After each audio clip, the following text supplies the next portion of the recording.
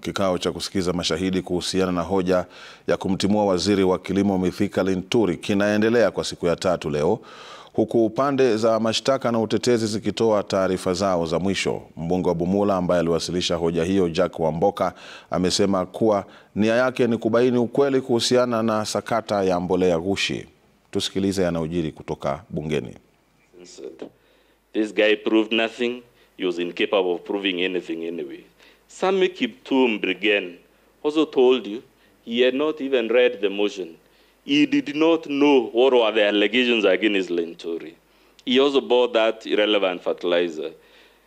Osea Kipkete Ruto, who was the last witness, also told you he had not read the motion.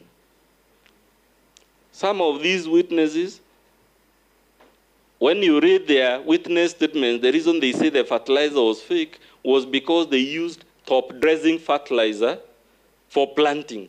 And then they tell you, as a result, the maize never grew beyond the knees. Of course, the maize will not grow beyond the knees if you use a top-dressing fertilizer as a planting fertilizer.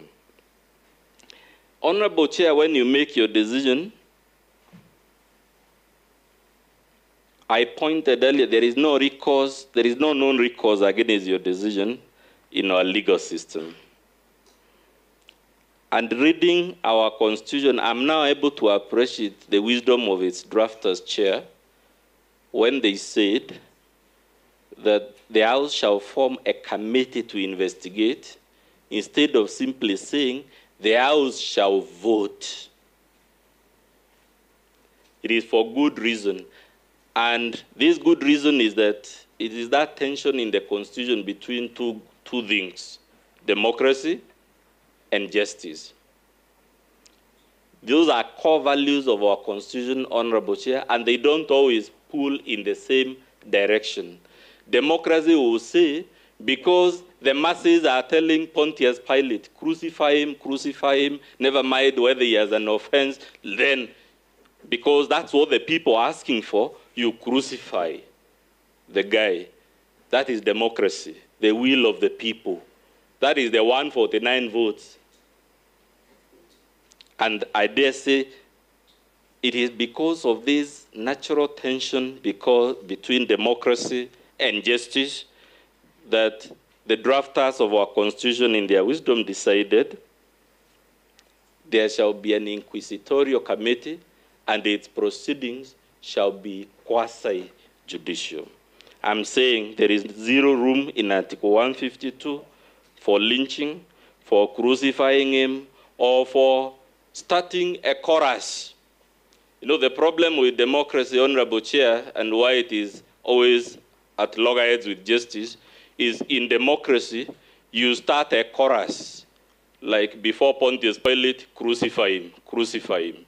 If you go to any other democratic setting, like on the floor of the House, Linturi must go, Linturi must go. That's democracy, but it's not justice.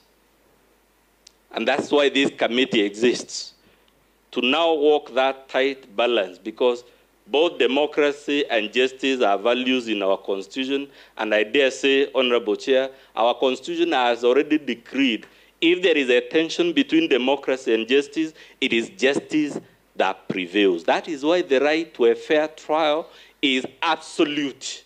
When you read our Article 25, it says, one of the rights that cannot be limited, not even by Parliament, not even by His Excellency the President, not even during war, not even during a state of emergency. The right to justice is absolute. Those are not my words. It is the words of our Constitution. I end so that I don't take away my learned colleagues' time by reminding you, Chair, because you're sitting as judges, I said last time, it is the only human enterprise where human beings take the seat of God to pass judgment against other human beings, to end careers, to end businesses, to separate families, to impose lifelong shame, to impose lifelong ignominy.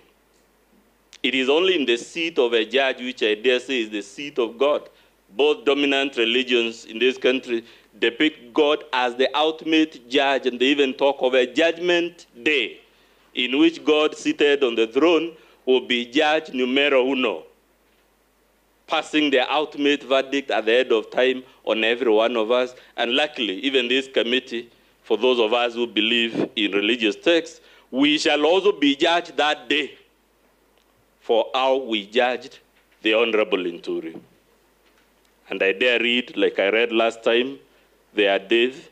We were told from Islam, judges are of three types, one of whom will go to paradise and two to hell. The one who will go to paradise is a man who knows what is right and gives judgment accordingly. But a man who knows what is right and acts tyrannically in his judgment will go to hell. And a man who gives judgment for people when he's ignorant will go to hell. That is the hadith number 3566 from Islamic teachings. When you're being told about farmers, which I've already told you, those cries cannot be the standard. You're being asked to act tyrannically. You're being told, like Pontius Pilate, to crucify this guy. You must crucify him. That's what you're being told. Because there were some 149 votes. And I've just told, even if there were 349, that would not be the standard. And of course, we were told in Matthew 7, do not judge, or you too will be judged. In the same way you judge others, you will be judged. And with the measure you use, it will be used to you. Why do you look at the speck of sawdust in your brother's eye and pay no attention to the log in your own eye? I beseech you, Honorable Chair and members, this motion before you is a petty calumny. It is a petty gossip about personal love and affection. It is a witch hunt. And because it is all those things, we would be scandalizing our Constitution on the occasion of today if we were to say the Honorable Linturi should vacate office merely because he has been a victim, as he told you, for 5 years of state-sponsored vilification, defamation, and shaming by the previous administration. I cede the remaining minutes to my very able and learned Boniface Mwereru Mawira.